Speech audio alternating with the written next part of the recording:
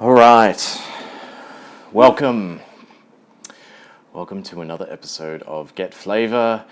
Today we're going to talk about how to choose your next 35mm film for the project that you want to do. And the answer to solving that problem is in a book called FLAVR, which stands for Film Lovers Analog Visual Reference. In the book is 100 different films, and all the films are shot in the same manner with the same lens, same camera, same lighting, same everything. So you can use it to check between one film to another. It's an excellent reference because it gives you a portrait image that you can check readily, and it's large in size. It also has a color checker passport, and it also contains the film strip, which has the identifying information on the film. So if you forget what kind of film you have, you can identify what it is through the book. And it comes with a standard exposure, an overexposure, and underexposure. So it's available in hard copy. It's also available as an ebook, which looks really cool. Looks like that. So, and you can go through the different pages, and yeah, same thing. So that's available. It's all on the website, getflavor.online. There'll be a link in the description. As per most requests, we used a Nikon F5 and an 80 to 200mm 2.8 lens to shoot everything. One of the reasons I chose this lens is because it mounts the lens instead of the body, which means that you can rotate from portrait to landscape on camera without having to modify tripod settings or have one of those crazy L brackets or any of that other rubbish. It also allows us to get basically four different shots out of one lens, which is great. And the Nikon F5 is just bulletproof. These things are amazing. We shot 100 rolls through one of these and it didn't miss a beat. And if you're after a film camera that will probably outlast you, so long as you're good to it, right? And even if you're not good to it, it'll probably outlast you. These things are just amazing, absolutely amazing. So pick one up before everyone else does.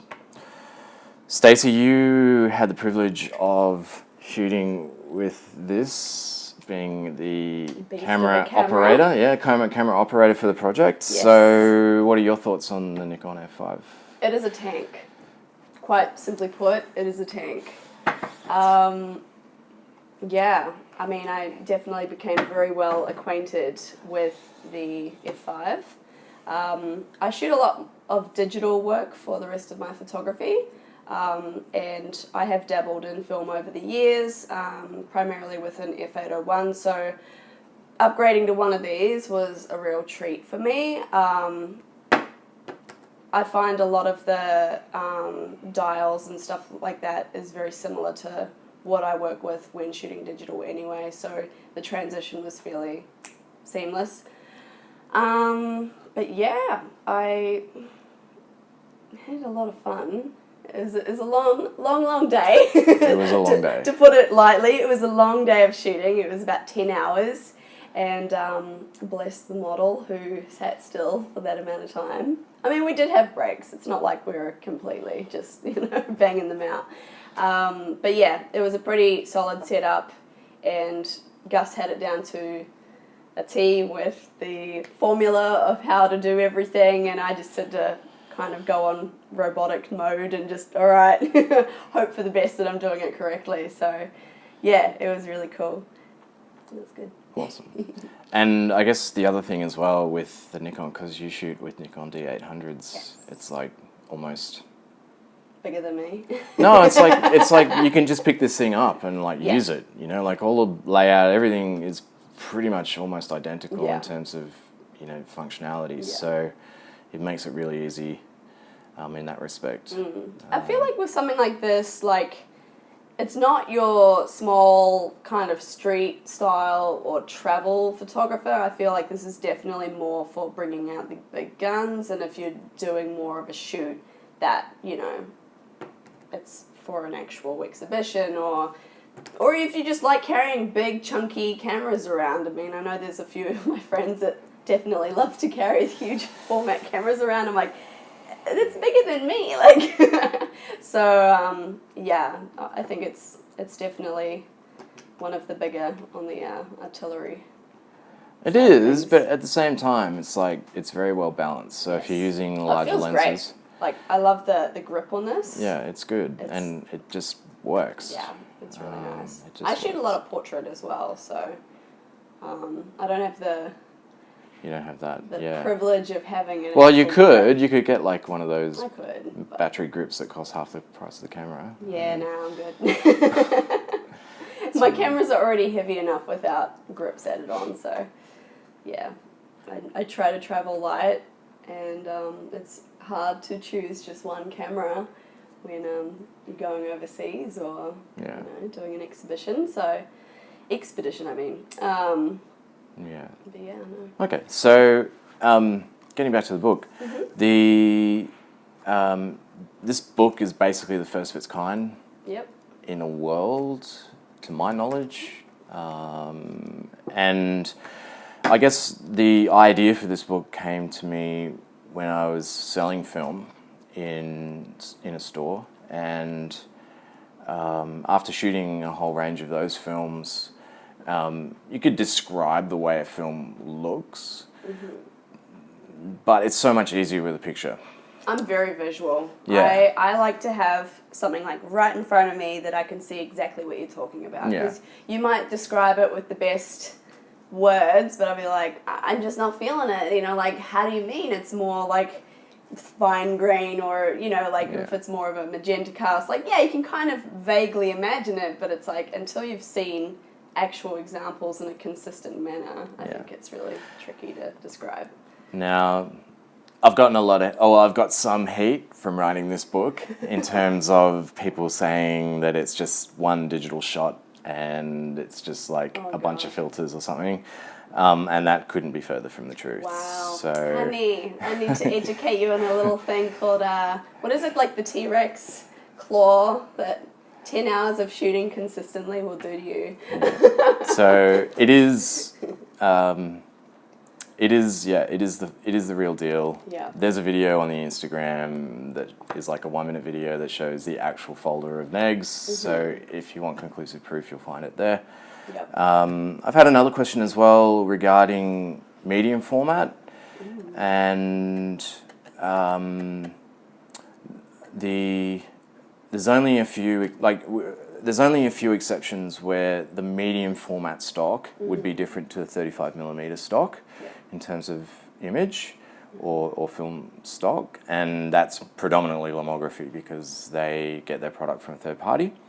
So when you look at Kodak Portra 400 in the book, that's Kodak Portra 400 for 35mm, for 120, for 4.5, for whatever it's sold in, because it's all made in one sheet, and then they cut it up and put it into rolls. Nice. So the only exception to that is the Lomo stuff, and even with what I've shot in Lomo, it all looks pretty consistent. And I can't conclusively prove this, but it looks like it's all Kodak stocks, so in one form or another. And it's good. It's really good. Like, especially Lomo 800 is in 35mm is like a winner. That's such a good stock. Like, it's just magic. And what the book will allow you to do is go and have a look at that particular film, and you can compare. Not only can you compare it to other 800 speed films, but you can compare it to 400 speed films, and then you can have a look at the difference between the underexposed 400 and match it to the standard exposure for the 800 and see whether it's better, worse, or whatever, you know, like maybe shooting portrait 400 one stop under to make it an 800 speed film will give you the same result as another 800 speed film. Yeah, right. So you can use the book to be able to check things like that as well. That's pretty cool. So that's FLAVR, Film Lovers Analog Visual Reference. It's available now on hard copy, on digital copy, and it's also available in sections on the website. So let us know if you have any comments. We love... Or even if you've like got a copy of FLAVR yourself and you've got some feedback. I think you're telling me a story recently about how someone in Hong Kong was chatting to one of our friends. And it was just like, you know, they knew about FLAVR all the way over in Hong Kong. So that was really cool to hear. Yeah, so let us know, let us know where you found out about it or where you want to see it. Maybe you want to see it in your local film store. So let us know, because we've got there's a couple of places that are selling the book. So let us know in the comments what you'd like to see. Yes. And we are working, or I am working on a medium format kind of project, but it's going to be mostly black and white. And the simple reason for that is that in medium format, there's only about 44 stocks available, currently available, and like 2/3 of those are black and white stocks. So, so if you are hankering for a landscape edition, it's probably going to be in black and white, which personally I think it suits landscape really well. And some of the results that I've come up with are quite surprising. So keep out for that one. Keep looking out for that one. So yeah, and that's it for now. So if you've got any questions, comments, share, like, subscribe, let other people know about the product, because it's out there to help photographers who are either learning film for the first time or coming back to film. So let's just spread the message, share the message, and let people know that there's a resource that helps people. Definitely. Okay. All right. That's it for us. We're out of here. Hey. All right.